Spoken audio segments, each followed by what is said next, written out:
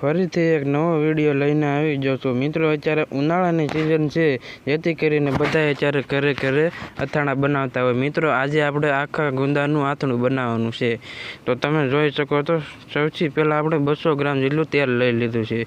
ત્યાર પછી મિત્રો હાચી તો રીત આ છે, આ રીત કોઈ કહેતું નથી। અથાણું બનાવવાનું તો બધા કે બતાવે હોતા અથાણું કે કઈ રીતનું બનાવવું છે। સૌથી પહેલાં 200 ગ્રામ તેલ લીધું છે, ત્યાર પછી આપણે 50 ગ્રામ આપણે મેથીના અને ધાણાના કુરિયા લઈ લીધા છે મિત્રો। તમે જોઈ શકો છો એક તપેલીમાં આપણે સૌથી પહેલાં નાખ્યું હતું એ મીઠું હતું, ત્યાર પછી 50 ગ્રામ મેથીના કુરિયા નાખ્યા, ત્યાર પછી આપણે ધાણાના કુરિયા બે મિત્રો એક હારે હોય તો ચાલે।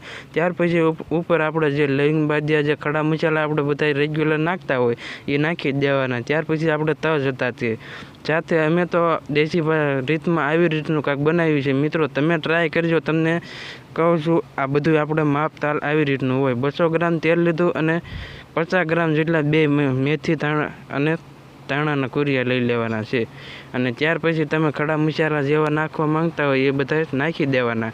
તેલ તમે જોયું કેટલું ગરમ થઈ જાય ત્યાર પછી એની માથે ઢાંકી દેવાનું।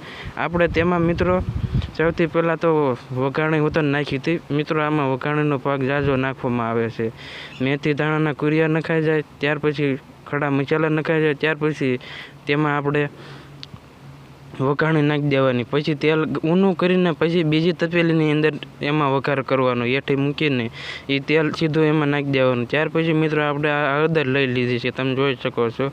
હળદર થોડી નાખીને તેને મિક્સ કરી લેવાનું મિત્રો। કલર બહુ નહીં આવવા દેવાનો, મીડિયમ આવવા દેવાનો। તમે જોઈ શકો છો આપણે કોરી ચટણી લઈ લીધી છે, કારણ કે તેલ તો મિત્રો ગરમ હોય જ તે, એટલે એનો વઘાર તો પરફેક્ટ જ બેસી જાય। તમે જોઈ શકો છો બધું એકદમ મિક્સ કરી નાખવાનું છે મિત્રો। મરચું તો કઈ રીતનું નાખવાનું, તમે ઘરમાં જે રીતનું તીખું ખાતા હોય એ પ્રમાણે તમે મરચું નાખી શકો છો। ત્યાર પછી મિત્રો આપણે તીખું ખાવું હોય તો તીખું જ નાખવાનું, ત્યાર પછી ગળું ખાવું હોય ગળું। મિત્રો વઘારનું તો સૌથી પહેલું માપ તો આ જ છે, તમે જોયું ને એ રીતનું માપ હોય છે। અને આપણે આ ગુંદા ફોડી લીધા છે, ત્યાર પછી આપણે આને જેમાં બોળવાના નથી, આપણે સીધો જ આનો ઉપયોગ કરવી મિત્રો। આ તો બગડે નહીં અને આને કાંઈ ન થાય, તમે 2 વર્ષ 3 વર્ષ સારું રાખી શકો મિત્રો। વિડીયો સારો લાગે તો એક લાઇક કરજો અને અમારી ચેનલને સબસ્ક્રાઈબ કરજો। ફેસબુકમાં જોતા હોય તો ફોલો કરજો અને શેર કરજો વિડીયો ફ્રેન્ડ।